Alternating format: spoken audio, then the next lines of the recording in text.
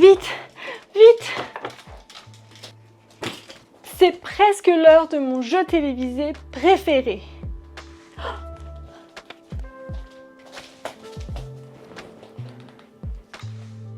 Bonjour à tous et bienvenue dans Qui veut gagner des croissants?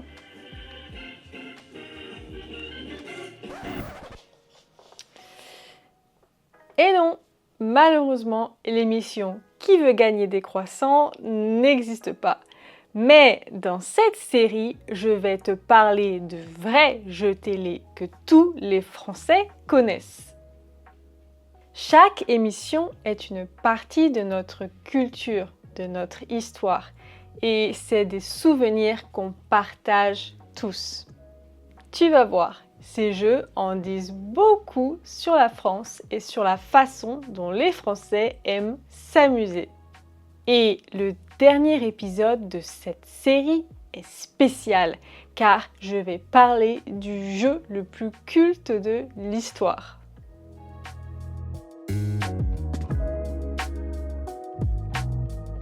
Salut, moi c'est Chloé, je suis française et quand j'étais petite, je regardais beaucoup la télé.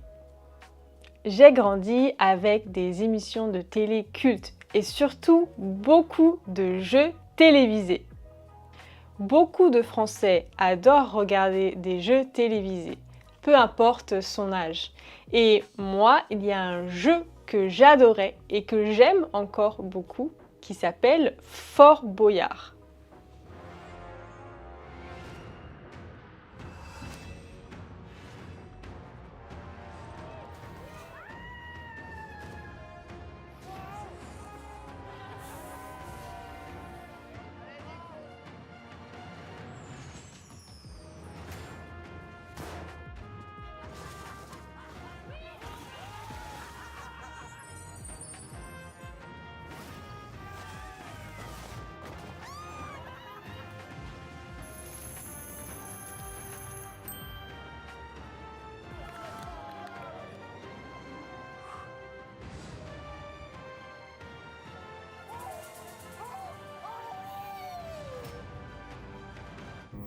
C'est vraiment une de mes émissions préférées parce que j'adore son concept, j'adore comment c'est une émission qui survit à travers les années, qui a appris à évoluer avec son temps, mais qui reste toujours aussi fun et intéressante. En plus, c'est une émission qui donne de l'argent à des gens qui en ont besoin. Oui, oui. La première fois que j'ai vu un épisode de Fort Boyard, c'était quand j'étais petite. C'était il y a très longtemps. Je ne me rappelle pas exactement quand c'était, mais c'était sûrement pendant les vacances d'été. Car pendant les vacances d'été, j'avais le droit de regarder la télé tard le soir. Et c'est un des jeux télé qui passait à la télé le soir. Donc vers 21h. Normalement, c'est le début des programmes télévisés du soir.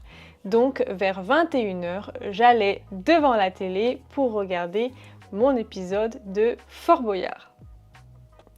Et comme c'est une émission très familiale, on la regardait en famille.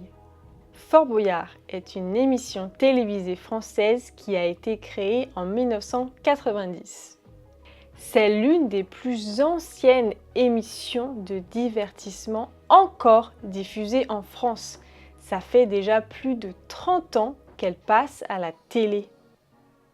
Et elle a aussi été adaptée dans plus de 30 pays, comme par exemple en Suède ou en Allemagne. Le jeu se déroule dans un vrai fort qui est situé entre l'île d'Oléron et l'île d'Aix. Un fort, c'est une fortification, c'est un lieu solide et sûr. Et c'est un lieu unique en son genre, car il est au milieu de la mer. L'intérieur du fort a été aménagé spécialement pour l'émission. Donc il y a des grandes pièces qui ont été aménagées pour les challenges, pour les jeux. Il y a une très grande cour avec des lettres au sol. C'est une cour iconique dans le jeu. Et il y a une grande tour qui est la tour où se cache l'emblématique personnage du père Fouras. Je vais t'expliquer bien sûr ce personnage un peu plus tard dans la vidéo. Alors, qu'est-ce qui se passe dans Fort Boyard? Déjà, il y a une équipe de plusieurs candidats qui sont souvent des célébrités. Et ces candidats doivent réussir une série d'épreuves physiques, mentales et parfois effrayantes. Remporter ces épreuves leur permet de gagner des clés et avec ces clés, ils pourront découvrir des indices. Avec ces indices, ils peuvent ensuite trouver un mot secret, un code qui les autorise à entrer dans la salle du trésor. C'est la partie la plus importante du jeu, car dans la salle du trésor, il y a un trésor. La salle du trésor, c'est une grande cour où pleuvent des pièces sur le sol. Les candidats doivent alors récupérer ces pièces dans un temps limite, dans un temps imparti. Et plus ils remportent de pièces, et plus cela rajoute de l'argent à leur cagnotte. La cagnotte, c'est le total de l'argent qu'ils ont récupéré, qu'ils ont ramassé. Et seulement si ils ont le code, seulement si ils ont récupéré assez d'indices pour trouver le code, alors les grilles de la salle du trésor s'ouvrent. C'est donc très important de réussir beaucoup d'épreuves. Quand la grille monte, la porte s'ouvre et la cascade de pièces d'or tombe, c'est vraiment un moment iconique de l'émission. Une cascade, normalement, c'est une chute d'eau. Vous savez, c'est quand on va dans les montagnes et qu'il y a de l'eau qui coule et qui forme ensuite une chute. On peut dire la même chose pour quelque chose qui tombe comme des pièces d'or. Et donc, les pièces d'or tombent comme une cascade. Et au-delà du fait de gagner, de remporter des épreuves et ensuite de remporter de l'argent, il y a un but solidaire. Car toutes les pièces d'or qui sont remportées, toute la cagnotte, tout l'argent, est ensuite reversé et donné à une association caritative. Une association caritative, elle donne de l'argent à des gens qui en ont besoin. Ils utilisent cet argent pour aider des personnes en difficulté, par exemple des personnes qui sont à la rue ou encore des personnes malades. Le plus intéressant et le plus drôle dans Fort Boyard, ce sont bien sûr les épreuves. Et il y a plusieurs types d'épreuves. D'abord, il y a les épreuves physiques. Par exemple, il y a des combats. Il y a des parcours d'obstacles où il ne faut pas toucher le sol. Et il y a aussi de l'escalade. Il y a des épreuves de courage où les candidats font face à leur plus grande peur. Serpents, araignées, insectes ou encore la peur du vide.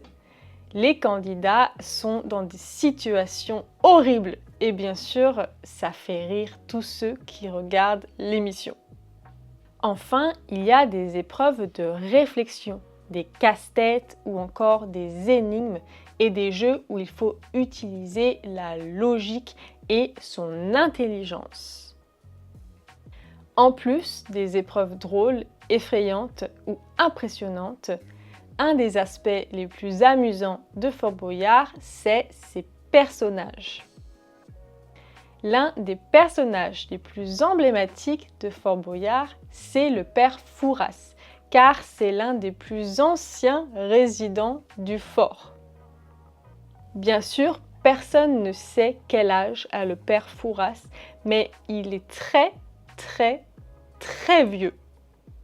C'est un vieil homme avec une longue barbe Et c'est aussi un homme qui est sage, un homme qui est très intelligent, un homme qui a beaucoup de sagesse.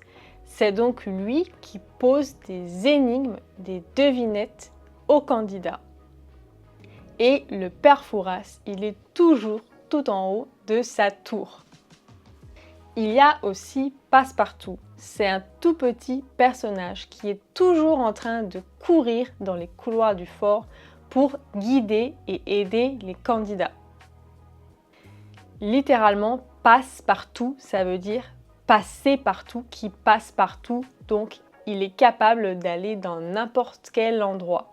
Et il y a Passe-Muraille qui, en général, aide les candidats et leur donne des clés ou des indices. Et un passe-muraille, littéralement, c'est une personne qui est habile, une personne qui peut aller de partout, une personne qui est discrète. Ce sont les deux personnages principaux qui sont plutôt du côté des candidats, qui les aident et qui les guident, de manière discrète, bien sûr. Il y a des personnages qui sont arrivés un peu plus tard dans l'émission. Par exemple, il y a Lady Boo, qui est une combattante très très forte. Et il y a les jumelles, les sœurs blanches et rouges, qui jugent les candidats dans la salle du jugement. Tous ces personnages rendent l'émission unique, drôle et même pleine de vie. Fort Boyard, ce n'est pas juste un jeu télévisé, ce n'est pas juste une émission de divertissement, c'est une vraie aventure. C'est une aventure humaine qui mélange la solidarité, le courage, le travail d'équipe et qui montre qu'il faut se dépasser, qu'il faut surmonter ses peurs pour obtenir ce que l'on veut. Et il y a aussi beaucoup d'humour. C'est très drôle de regarder Fort Boyard parfois. Donc c'est une émission qui réunit beaucoup de gens devant leur télé. Et pourquoi chaque été des millions de téléspectateurs regardent cette émission en famille? C'est parce qu'elle fait rire et qu'elle fait rêver. Elle inspire, elle fait rire parce qu'il y a des moments drôles, elle donne envie d'affronter ses peurs, elle donne envie de se surpasser. Et puis, on a l'impression aussi de participer à une bonne cause, car regarder cette émission et voir les candidats remporter l'argent pour des œuvres de charité, pour des associations caritatives, c'est une bonne chose.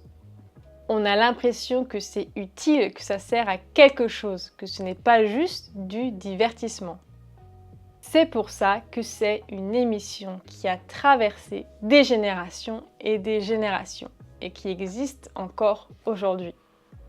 En conclusion, Fort Boyard, c'est une émission intemporelle qui mélange jeu, courage, solidarité et bonne humeur. Ce que j'aime le plus dans cette émission, c'est qu'elle réunit des gens. Elle réunit une équipe de candidats pour remporter des épreuves et elle réunit des gens en famille devant la télé. C'est une émission où tous les épisodes sont différents. Il y a du suspense, il y a des moments drôles, il y a des rires et parfois un peu de peur. Et ce que j'aime aussi, c'est que cette émission se déroule dans un lieu iconique. C'est quand même un lieu iconique. C'est un fort qui est perdu au milieu de l'eau. J'ai toujours trouvé ça très impressionnant. Pour moi, Fort Boyard, c'est bien plus qu'une émission. C'est un symbole de courage, de solidarité, de générosité et de travail d'équipe. C'est pour cette raison que c'est une de mes émissions préférées. Et toi, connais-tu Fort Boyard? As-tu déjà regardé la version de Fort Boyard de ton pays? Si tu ne connais pas du tout Fort Boyard, j'espère que je t'ai donné envie de regarder. Tu veux continuer à regarder du contenu en français que tu peux vraiment comprendre? Alors, viens découvrir Dreaming French. Sur le site, tu trouveras des heures et des heures de vidéos et des séries en français pour tous les niveaux et sur plein de sujets différents. Et ce qui est encore mieux, c'est qu'on ne te propose pas qu'un seul type de français. Tu pourras aussi regarder des vidéos en français canadien, mais pas seulement, pour t'habituer à la vraie diversité de la langue. Pendant que tu regardes des vidéos sur Dreaming French, le site comptabilise automatiquement tes heures d'écoute pour que tu vois tes progrès jour après jour. Le lien est juste en dessous dans la description. Viens jeter un œil à tout le contenu premium qu'on a préparé pour toi.